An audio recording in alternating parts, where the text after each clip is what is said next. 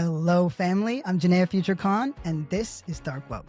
Just before we hit it, I want to say thank you to all the listeners out there, and a special shout out to the supporters who make this show possible. It truly means the world to me. If you'd like to become a member, our Patreon is linked in the episode right up below. Hello, family. Boy, have I missed you. You remember when we talked about how it was hell? How we were living in hell? I think I really understand that there were levels. Like, there was something very credible in Dante's Inferno. Like, they knew something that we did not know. There are levels. We're going to be talking about a lot. We're getting updates on Minneapolis and really laying some foundational groundwork with a sort of lefty intervention, as you know I'm wont to give. There are going to be some laughs because you know I'm unhinged. But the other thing is the world stage. Like, this is a time of unbelievable discord, disharmony. I'm learning more about Greenland than I've ever known. But what we're seeing is generationally the impact of American imperialism. And, you know, we'll talk about that more down the line. But I really want to locate us in Minneapolis first. I do want to name, I am wearing sunglasses.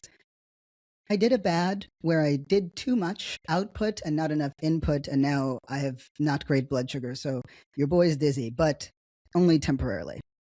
So there's going to be a couple more pauses than usual, I think. I mean, y'all know when I get going, but what an amazing and incredible moment, as hard as it is, to see what people are made of, what they care about, what moves them. I've been really moved because I'm making sure I'm looking at those stories. But just before we jump up, I just want to point out that the World Economic Forum is happening. So you've got all these jets coming into Davos and all these world leaders. And so much of it was about Donald Trump and America's sort of hegemonic position and how that's shifted, right? Like, even Canada's beefing up. Like, you got my boy Carney talking, you know, he's letting you know what's up. But I just want to point out, Corey, if we could pull up that Besant clip from Davos where he's talking about the multiples homes. I just want to remind you of, like, the kind of people that are currently in charge, because there's so much focus goes on to Donald Trump, right? And rightfully so. But this is their perception of what is normal. We are going to give guidance at some point to see what is a mom and pop, that someone, maybe your parents for their retirement, about 5, 10, 12 homes. So we don't want to push the mom and pops out. We just want to push everyone else out.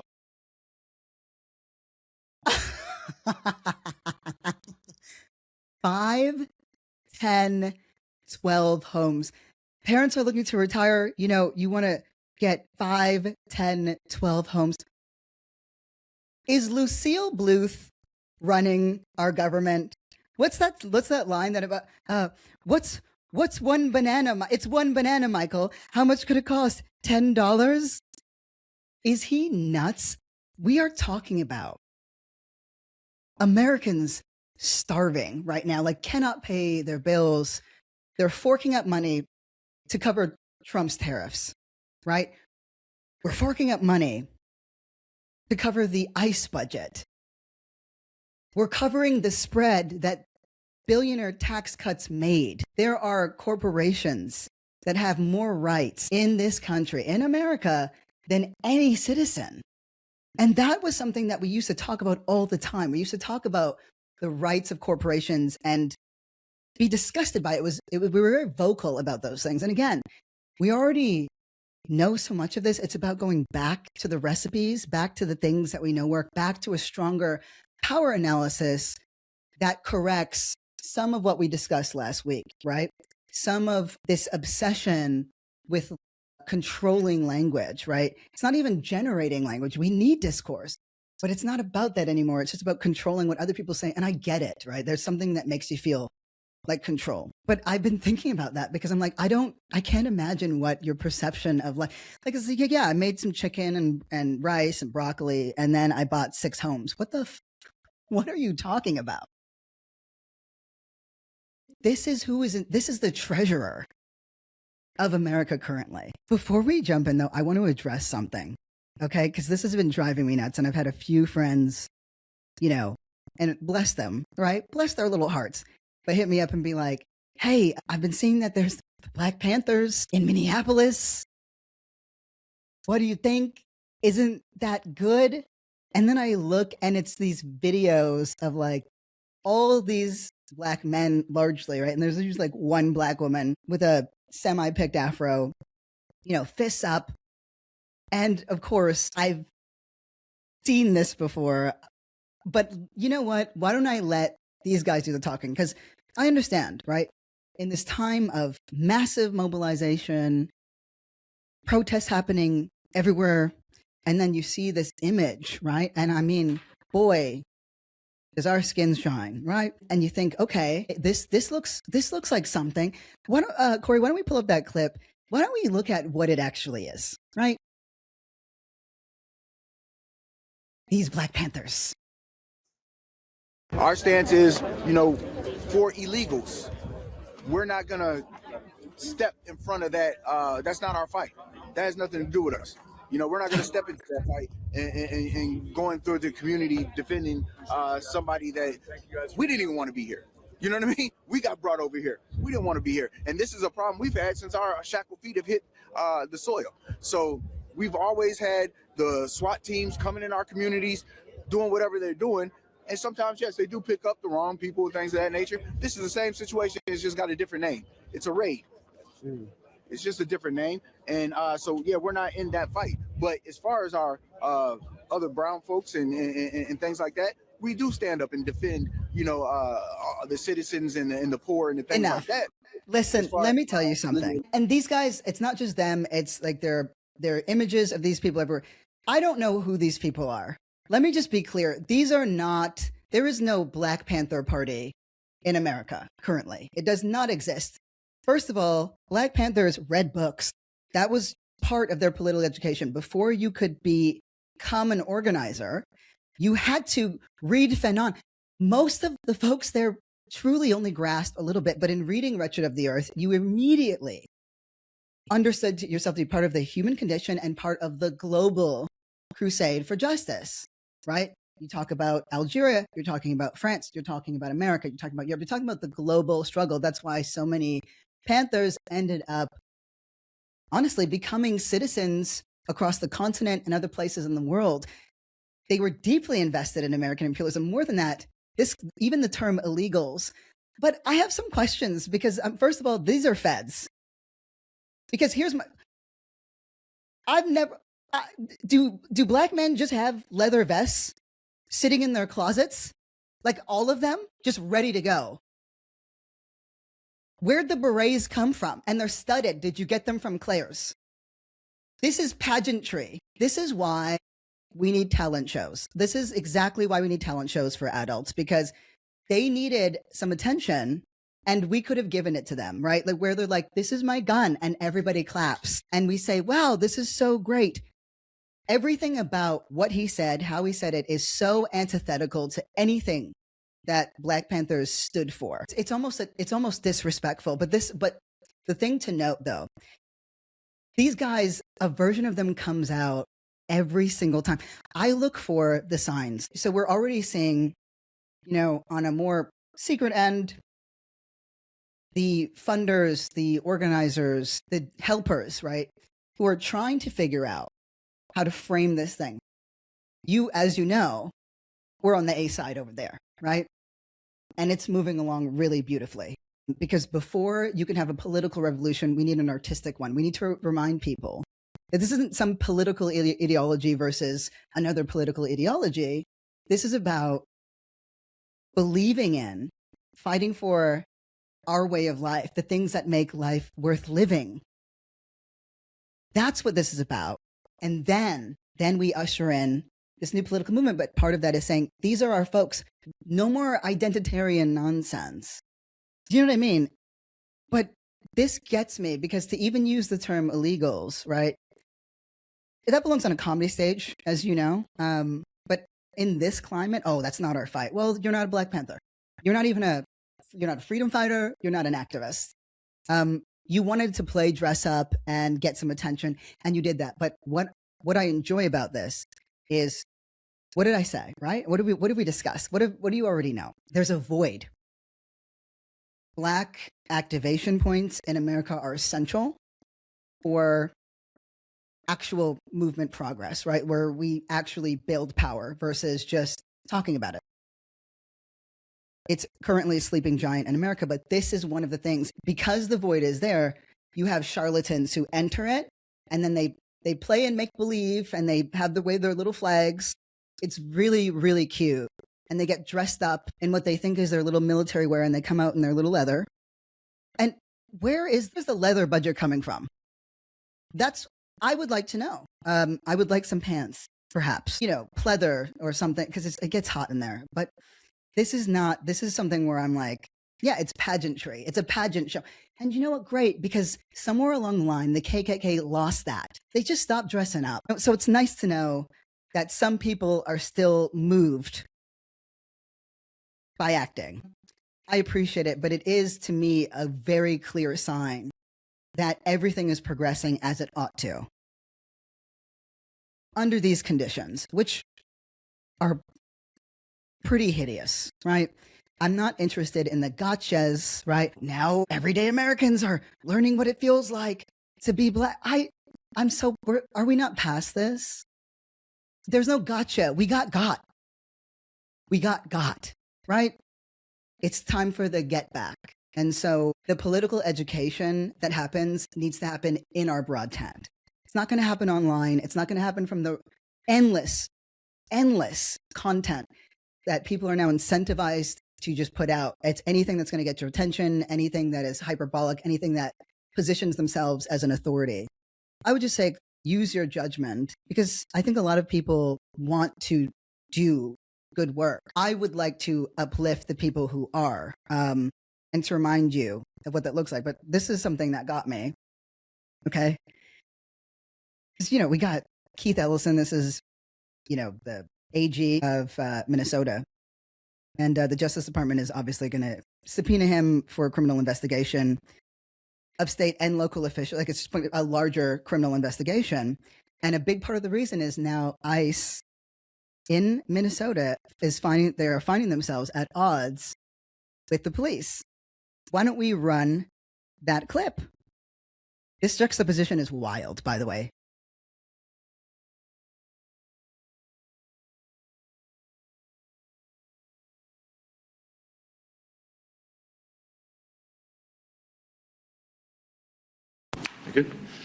Good morning, everyone. I'm Mark Ruley, Police Chief of the City of Brooklyn Park. Behind me is a bunch of amazing police chiefs that are here in support of a very short but very important message that we want to share with you.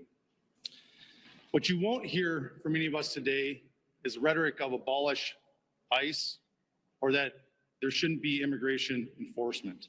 The truth is, immigration enforcement is necessary for our national security and for local security. But how it's done is extremely important. In fact, we have a long history of working exceptionally well with our federal partners, including ICE agents, and we have seen the best of them perform their job extremely well in the past. With that said, here we go. Recently, as the last 2 weeks, we as law enforcement community have been receiving endless complaints about civil rights violations in our streets from U.S. citizens. What we're hearing is they're being stopped in traffic stops or on the street with no cause and being forced to demand paperwork to determine if they are here legally. As this went on over the past 2 weeks, we started hearing from our police officers the same complaints as they fell victim to this while off duty. Every one of these individuals is a color who has had. ICE is racially profiling the cops. We just kind of slid past that. Cops are being profiled by ICE, racially profiled.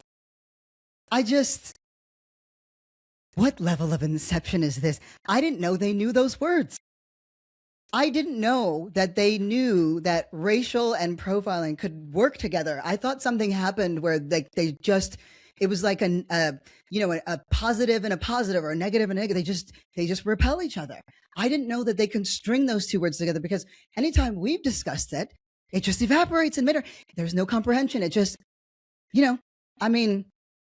currently it's very fascinating to find ourselves 15% on the same side, because my experience has been of talking about racial profiling when it comes to cops is, it's like you're blowing air and you could just hear the wind sound from one ear to the other. When cops stand together in a line, it's a flute. I don't know if you've ever stood in front of cops in a line. The wind just goes right through those empty, but now it's ice. Ice is the ultimate wind instrument. You got these folks, you have the cops talking about racial profiling by ICE, and you have Black Panthers who believe that racial profiling, and I'm using heavy air quotes on Black Panthers, that believe racial profiling is acceptable for illegals. Am I too woke for this? Am I not woken up? What level of woke must I be for this for us to circle this square? But let this man keep talking. I'm listening to the police chief. We're listening to what he's got to say about ICE and their racial profiling. This happened to them. In Brooklyn Park, one particular officer that shared her story with me was stopped as she passed ICE going down the roadway.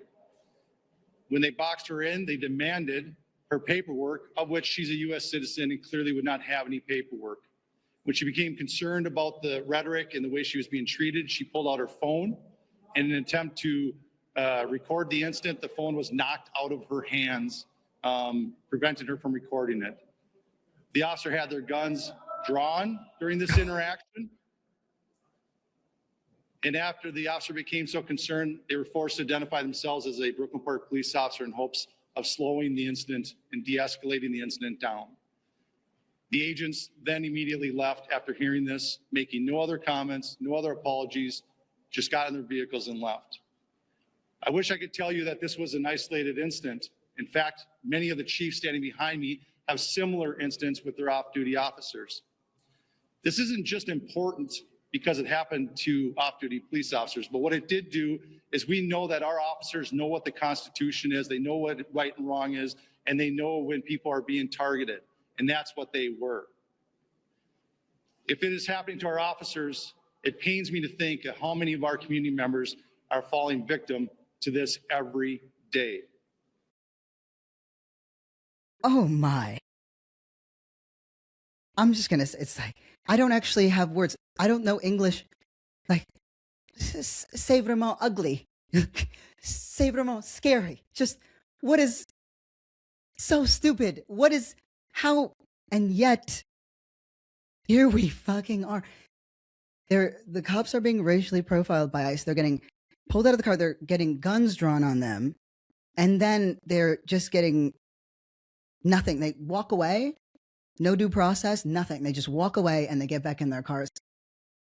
ICE is treating cops the way that cops treated citizens, Black folk. But here's the thing.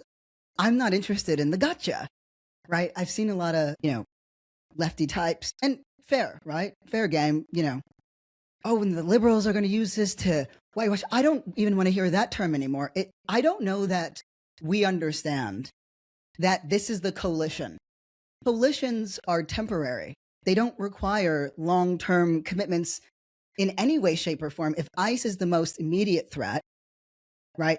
If you can make grounds and intervene in ICE, that sets a precedent where it can then happen in other places. Every time we try, including police budgets, especially if we have power.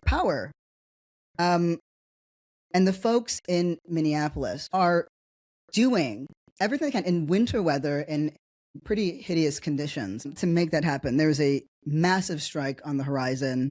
January 3rd, it's going to be shut down. They're saying no work, no school, no shopping.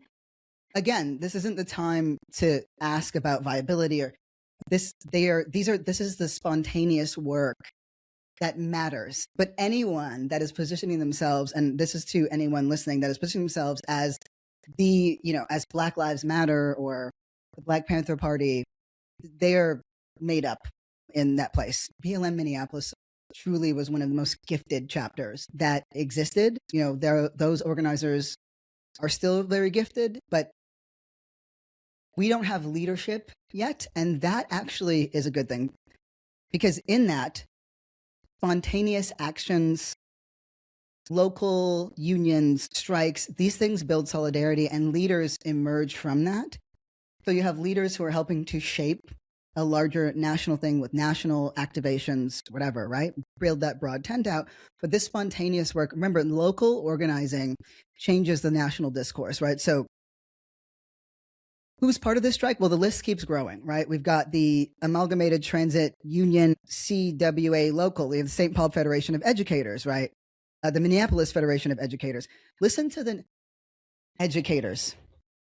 You've got the SEIU, they're gangster as hell. The Local 17, Local 12, right? The IATSE, you got the Graduate Labor Union. These are people. These are just everyday people who are saying, no, I don't want to live in a place like this. I don't want to live in a world like this. They're also calling for ICE to immediately, they're demanding that ICE immediately leave Minnesota. And that Jonathan Ross, the ICE agent who shot and killed 37-year-old, Renee Good, I've learned so much more about, not simply the fact that she was a poet and a legal observer, but also, and this is something I won't forgive, in the same way I won't forgive the fact that I couldn't go home to be with my mom as she passed. Renee Good had a heartbeat for 8 minutes after she was shot. We don't know what medical intervention could have done because it wasn't allowed to reach her. They were there. There was a doctor who was there, a physician who was insisting upon seeing her and was denied that option by ICE. These are Craigslist ad, illiterate, incomprehensibly cruel individuals. Anyone who has to mask their face, anyone who's too ashamed to leave their home because what they do is so loathsome and disgusting. Anyone, you know why people mask their face? They are terrified of the very thing that they are imposing on other people, that it might find them, that it might follow them home, that they may have to be held accountable one day. I'm reading a book that was shortlisted for the Pulitzer, I believe, or a Nobel, I don't know, one of those things, my blood sugar. I need more Skittles. But it's, when the world ceases to make sense. That's what it's called. And it opens up with the rampant drug use of Nazis. Hitler all the way down, right? They normalized methamphetamines. Hitler's second in command, honestly, was on a concoction that was so powerful, it was stronger than heroin. I want you to think about Elon Musk. I want you to think about all of these billionaires, right? Think of even Steve Jobs, who died needlessly. There is something very sinister about some of the weakest, and I don't include Jobs in this, right? But the billionaires who are currently ruining our life, the Trump administration. What happens when the most antisocial, and I don't mean, we don't like to talk to people. I mean anti-human, when they are the ones who are imposing their worldview on us, because that's what's happening. The reason why I'm bringing this up is because of there's something that I keep hearing, right? And this is where I'm going to lead into the intervention a bit. I'm going to hail up some champions to remind us who we are, and then very quickly just give us a quick taste of the global chaos that we've created. And again, I apologize for the pauses. I'm fixing it, but if you have tips on how to ramp up this blood sugar, let me know, because this is not, I don't like this. I like having so much energy that I can barely contain myself. There's something I want to say. I have heard more than several times personally witnessed, seen online, and heard stories from friends who also experienced this. There are, and have been for a while, an innumerable amount of queer and trans people, particularly white trans people, who are talking about leaving, right? And that's been a consistent theme. Oh, like, I don't know, like, if I'm safe here, like, we should go. And I've been hearing that it's been spreading. So much so that, it was even on the comedy stage the other day. And recently, a friend of mine who's trans, super cool dude, was, because people ask me all the time, is it the time? Is it time to flee? Are we packing? Do we go somewhere? What does this mean? And so this friend mentioned, that there were stories and references, an incident where just, a normal woman, American citizen, white woman, cis, normal, had made this video that had massive impact because her global entry was revoked. And this is what I want to say to the I'm leaving. And, this, well, look, this is proof that we should be scared, that we should be leaving too. For one, global entry, having that revoked is an inconvenience. And what I'm realizing is the hyper-individualism and mixed with American chauvinism has made it so that any inconvenience feels like an attack. To, like, the references that people are using for the decline of society is that Amazon's 2-day isn't 2-day anymore, right? Not the multiple intervention points that could have been made and still can be once we shore up power so that workers have rights again, so that tuberculosis isn't spreading in Amazon warehouses where it's getting reported as a Victorian disease. That is an actual data point in the UK. But it reflects back to me that hyper-individualism, like, community is inconvenient. Learning is inconvenient. Supporting bookstores is inconvenient. So many of the things that make life worth it came with some measure of inconvenience, but somewhere along the line, especially, I've been here, I think, for like 8 years or something like that. But the conveniences have become so much more convenient, and the removal of them is being treated as proof of, this decline. There are better examples, but more vociferously, I want to speak to this idea of leaving. I don't understand. I don't know because I've never felt it, what it means to look at human suffering and turn away. I actually don't know how to do that. I didn't know how to do that when I myself was getting brutalized by the police multiple times over my life, both as an individual teenager, a kid, and also as an activist. I don't have that ability. I don't know what it looks like to see what is happening and then to make it about yourself. I genuinely don't. There are no incidents where at scale trans people, and white trans people in particular, are getting rounded up. I don't know what you're talking about. I do know that there are certain people who are being targeted because of their identity, and some of that has led to investigations, much of which I can't speak of yet. There will be a time and a place for that, as you know, my own family. I've never heard any Black person, any person of color that was in relationship to people. I barely hear white folks. And I want to be clear about something. The incidents in Minnesota that I'm going to show as our champions, these are white folks. I am very clear that there's something rotten in the queer and trans community in the white queer and trans community. There's a that is developed that I can't comprehend, because I don't understand in this moment when we actually need to look at what is happening and take some fucking responsibility. And so much of this comes from the fact that perhaps it's because I'm not an American, and perhaps it's because I've attempted to be and failed. And so my lot is more aligned with brown folks who are getting swept up. But I also am so far from anyone who would be targeted by ICE. I'm as likely, I suppose, as these cops. who were off duty. One of them was a woman of color. I guess that's what they might look at. They might see that depending on how I'm dressed. They might see a 14-year-old boy. But the idea that there's this thing that the left has done, and I've really noticed it in America, where it's like, well, I'm just born here, right? I don't identify with what's happening. Maybe that's the problem, because if I don't ever have to take accountability for, I'm looking at this and I'm thinking, how did we lose so badly? Once we fight, we win. Here are the multiple intervention points. I walk out of my neighborhood. I walk out of my house, and into my neighborhood in Echo Park, and there is a little Mexican granny that runs this block. She be telling me all the time in Spanish that I'm not pulling out right because I got a weird crooked driveway. And she's right. She likes Sula and also can't stand her. I can't look her in the eye if I'm running. I can't recognize her humanity. How could I? How dare I?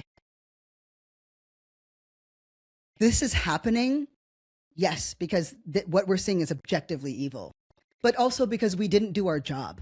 We took for granted the relative prosperity. And I know that's a word that maybe most of us, no, literally most of us don't identify with, but I want to be clear about something. I can go to any grocery store anywhere in America and get apples, organic gala apples or just gala apples any time of the year. That's not natural. Somebody, for every single thing that we enjoy, it came from somewhere else. Your phone, the cars, everything else. This refugee crisis that is manufactured, this immigrant crisis that is manufactured, if you're not seeing it now, right? And it's okay. It's okay. I'm okay with people learning, right? The fact that there is a weakness is no single person's fault. But queer meant something more than haircuts and feelings.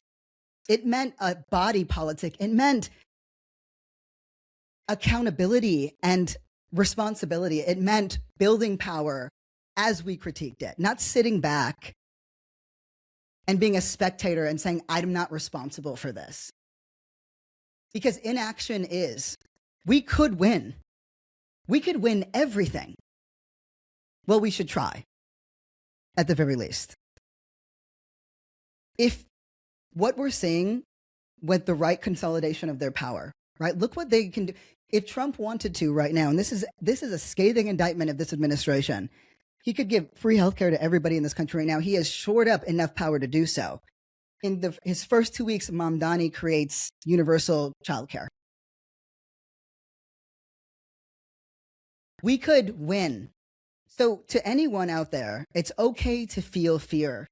If you commit to it, though, that's what you have. You don't have community. You've committed to this thing, but I don't understand that choice. I've been offered that choice a number of times. It's incredibly boring, but we have infantilized and coddled the white trans community and the trans community at large. This is not to say that trans folks are not being brutalized. No. But I'm not hearing anyone else talk about, should I leave and have it be indulged? There is literally no like here's where the rub is for me, right? You marched and you said stop the bombs to Palestine, stop funding Israel's one-sided war, stop the genocide in Palestine. We didn't shore up the support and the power that we need to influence the foreign policy that would make that possible. And then when people are literally being brutalized, murdered, swept up off the streets in our neighborhoods, your first impulse is, what if it's me? Let me be clear, okay?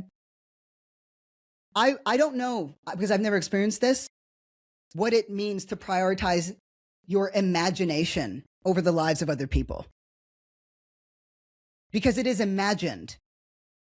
The conditions, and this is where I get, where the context makes sense, where so many Black folks are like, so you're experiencing what it's like to be Black.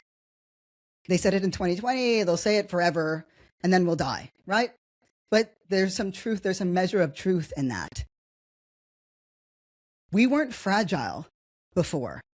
There is the hyper-individualism has made us weak, and I think the algorithms, which are not in our control, are creating these personalities, these personas, where, oh, well, I'm ADHD and I'm trans, and that's who you are.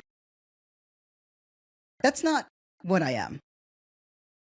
I can't be divorced from the human condition. I don't want to be. So I don't care what you look like. I don't care what fucking body you were born in. If you're in this fight with me, we're in this fight together. So for anyone who continues to say that, then you ought to leave. I wish you would, or at the very least, stop sharing it, because this is why this concerns me. What it does to morale, and the other thing is, it is a scientific fact that people on the right, conservatives, etc., they have a larger amygdala. They actually they feel fear like dummies. And honestly, if it weren't for the socialization of the society, the safety that we've created, they probably would have died out. I don't know why we did that. We should have just let them go. Because you know what would happen? We would be like foraging, and then we'd probably just kill all the mammals in an area, and then they'd have to go look for more food. Those weren't the nignogs doing it. They were just like, no, those Neanderthals, their hair patterns are different. Those are different hair patterns. I don't want to go over there. We should have just let them die out.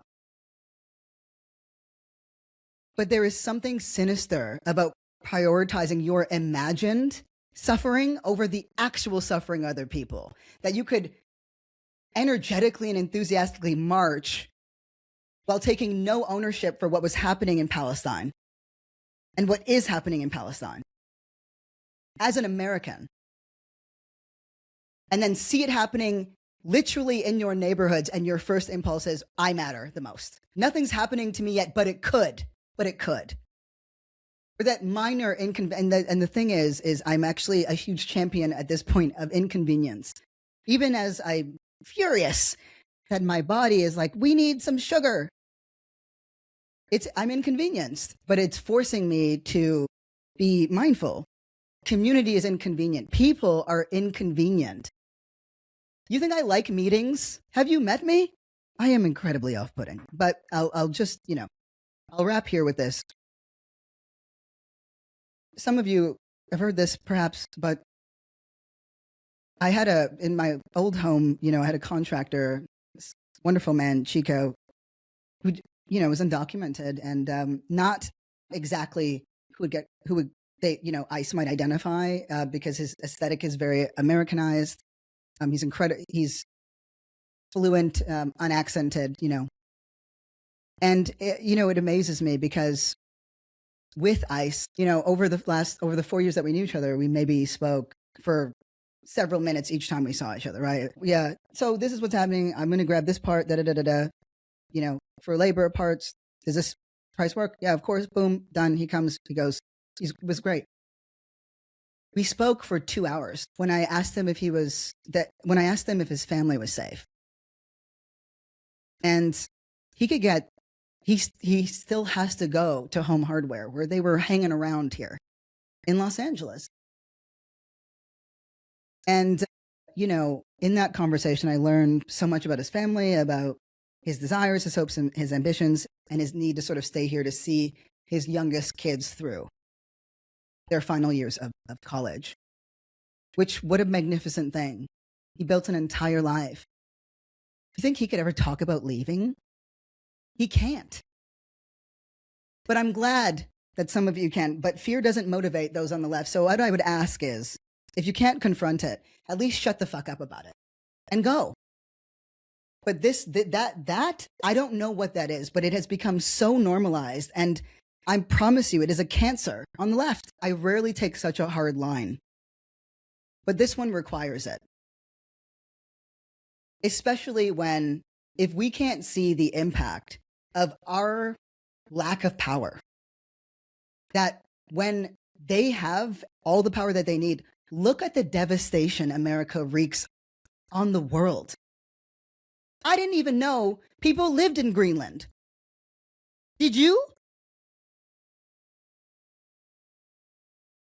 So I'm going to talk a little bit about that. This part's going to be fast because Future's getting a little bit drained, and also I've been yapping too much. But the impact that American imperialism is having, right? Well, Iran is in the middle of a revolution. Thousands of protesters have been killed. Thousands have been murdered. Who do you think created that power to literally destroy one of the greatest democracies that existed in the Middle East ever. You had women running around in bikinis. I told you, driving, educated citizens. And then what happened?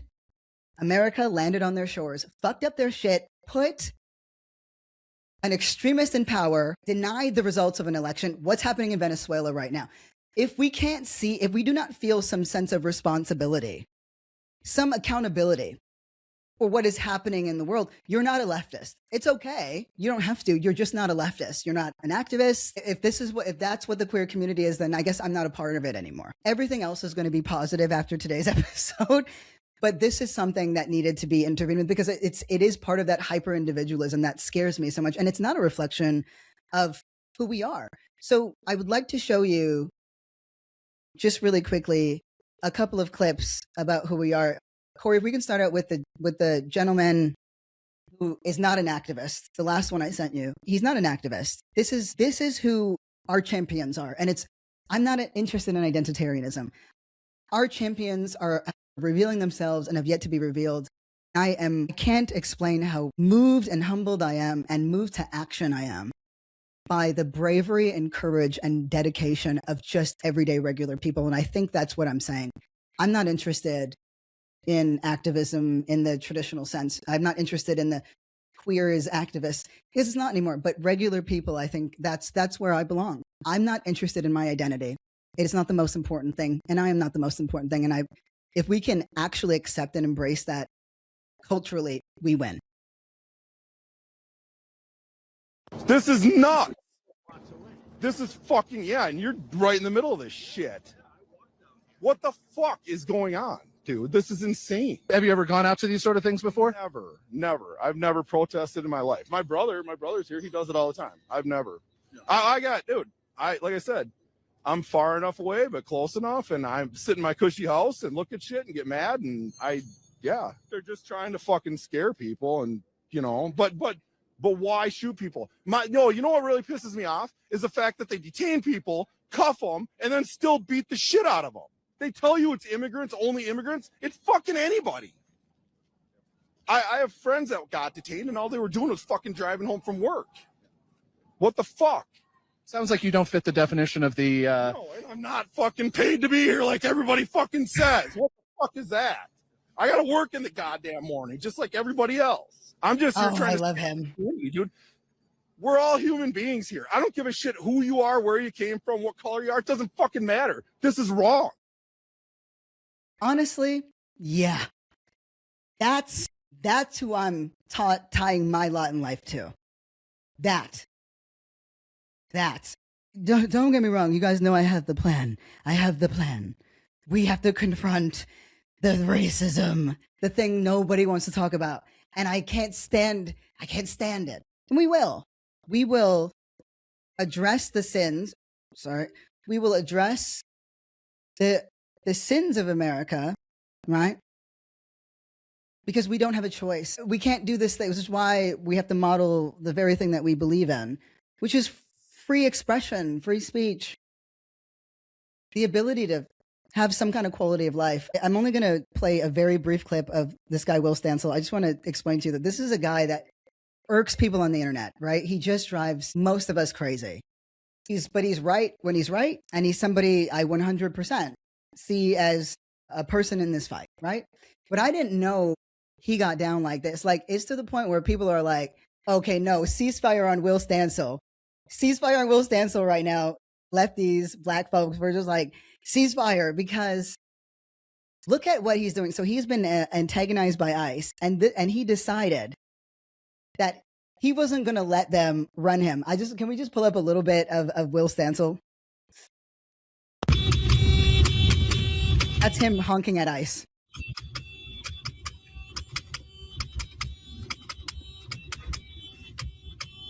So they followed him home. So now he's following them. Who knows what's about to happen here? Keep going, buddy. It's my home. Get out. Hell yeah.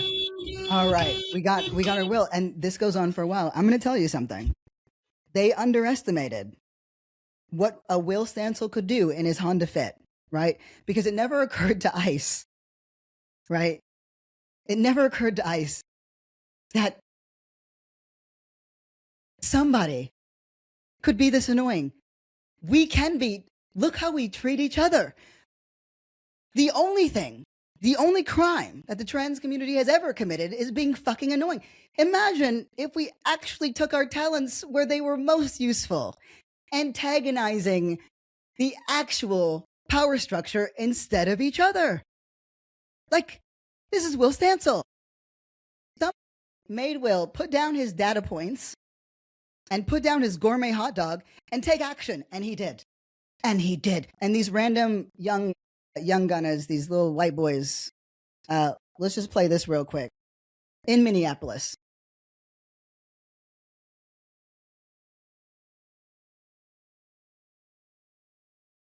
Be clear, they're holding indigenous people there because they're trying to finish the genocides they've already started while they're committing these. That's why they're doing it. They're wiping the table clean of everyone that does not look like me. That's what they're doing. That's what's happening here. That's why they're kidnapping indigenous people. That's what because they think they're allowed to finish these genocides while they're committing the others. Hail fucking Mary on what they've been doing for 250 fucking years. Exactly. They're literal fucking Nazis, and they operate like fucking slave catchers. Their ideology is fucking Nazis. They're white supremacists, and they operate in the function of slave catchers. Literally, they move around in roving bands and decide who belongs and who doesn't at will with no oversight. What the fuck is that? Oh, when the white boys are the actual Black Panthers? I don't know what's happening. I don't know what's happening. Have we all gone woke? Is this woke hell? Is this woke inverse? What is this? Is this wake? Is this the wake of woke? I don't know, but I fucking love it. I love it because, and this is what I want to remind us all the time, and this is a reminder to me too, what we're seeing on the internet is not an accurate reflection of people. It is, the algorithms are designed to create fear and division because that makes the grift easier to do. We're done with that shit. I love that righteous rage, right? What the fuck is this? Because that's the name of this episode. What the fuck is this even? But the language that they're using, these are folks who are ready, but we're not the ones who are like, God, everybody needs to hear what I have to say on the internet. But really briefly, I just want to point out this, because Greenland is obviously fearing invasion. Denmark is currently deploying large numbers of troops to defend Greenland because Donald Trump is throwing just another random temper tantrum. You've got, our PM in Canada, Carney, who's got military officials modeling what a U.S. invasion from the South would look like. They're preparing for it as we speak. They're preparing for a worst case scenario where American forces take over strategic positions on land and at sea. This is by the CBC. This could be happening within, they're preparing for days. They're preparing, it could happen in a week. There's a European alliance that is going to form against the United States. And it's the only play. And right now, France and Germany are being two stupid hoes vying over who's the America of Europe, who has more say. But they'll get their shit together because look at this administration. Everything is a joke. And that's the thing. It's the same thing with Fuentes, who sounds really different with the 7 figures that Mark Levin, right, that right-wing bigot, is currently paying him, right? Oh, it's all good until you talk about daddy. I mentioned to you that sincerity was the antidote and that we'd be seeing more on authenticity and things like that on the internet. The 2 most prominent streamers in the country, 2 young Black men, boys, honestly, to me still, but Speed and Kai Cenat. Speed did a Africa tour. He went to the continent, and you have all these young boys who are like, I didn't even know that there were cities here. I had no idea that Africa was so beautiful. I had no idea that Zimbabwe had such a fucking magnificent downtown. I had no idea about Kenya. They're watching this 40, 50,000 people at a time. For the last few days, because, I have sleeping issues, but I'd be up at 4 a.m. watching these streams.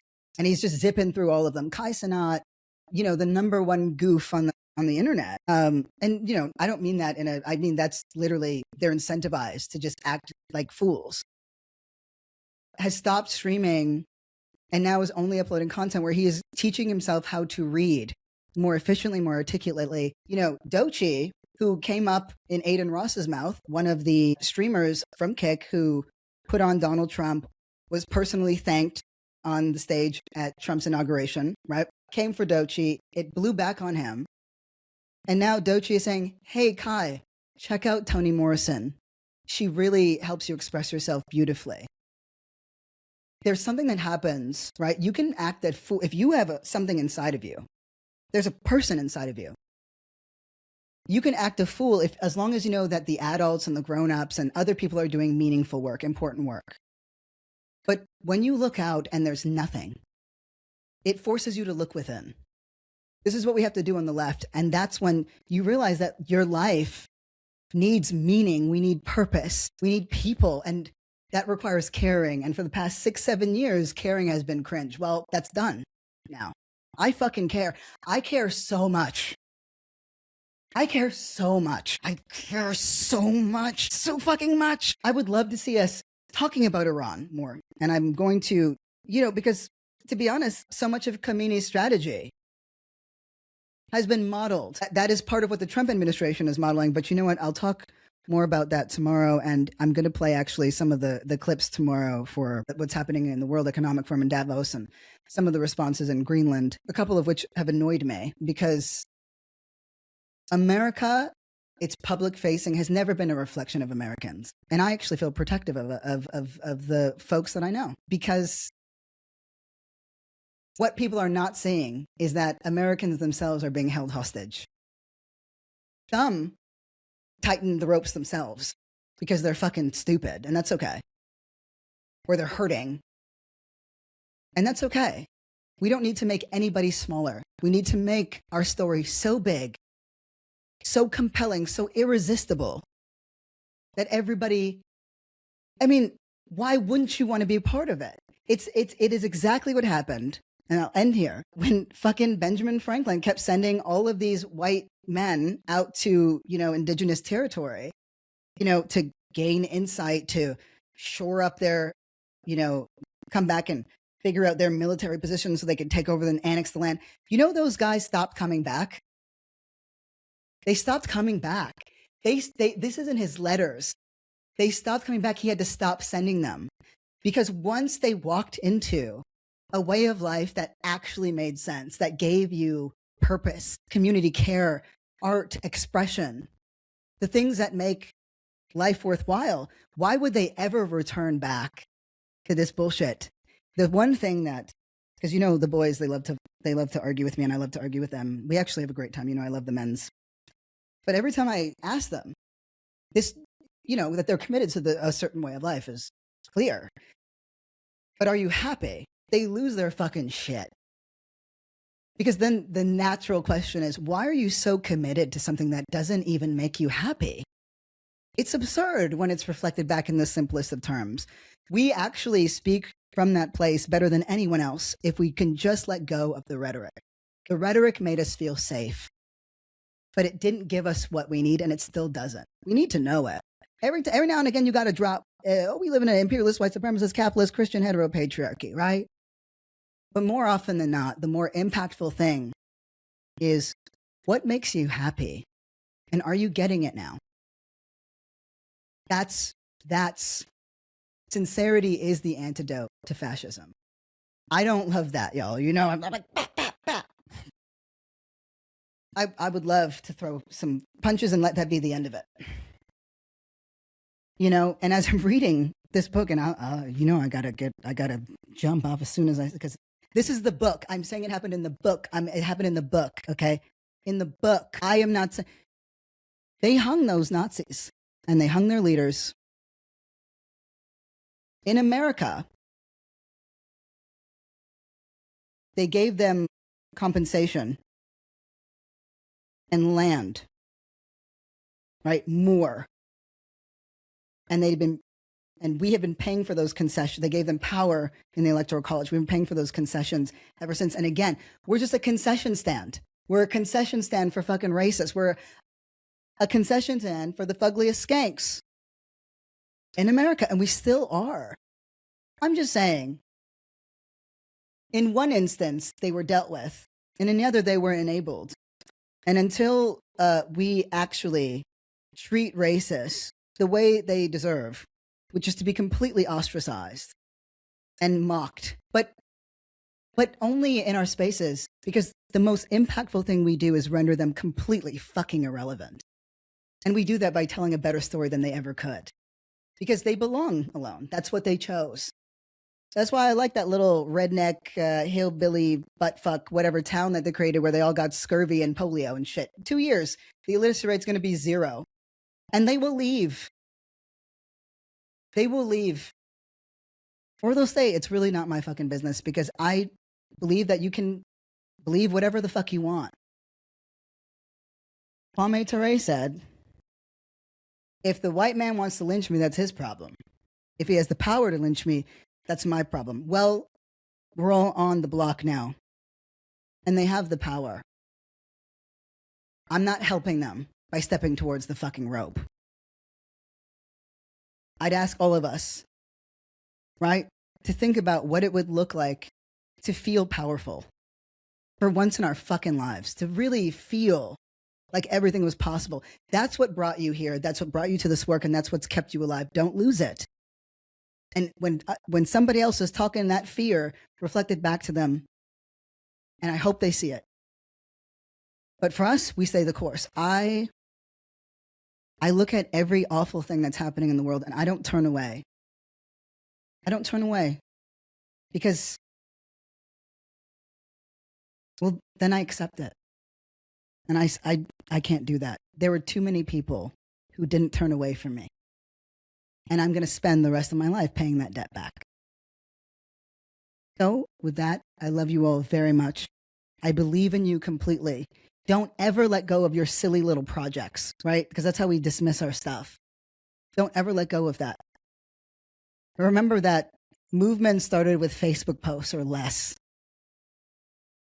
Don't shy away from your words. Don't shy away from sincerity. Don't isolate. Because that's how they win. I love you all. I can't wait for tomorrow's episode. Please give me tips on how to do this. I just can't keep shoveling fucking candy into my mouth. I don't even like candy. But again, here's to community and inconvenience. Until next episode, thank you, Corey, for making us look good, sound good. Do you guys love our new little set situation? It's just going to get better. And thank you to each and every one of you who make this work worth doing, and who still believe that there's a world out there that is worth living in, and it's just right beyond our grasp. All we have to do is reach together. Until next time, love you!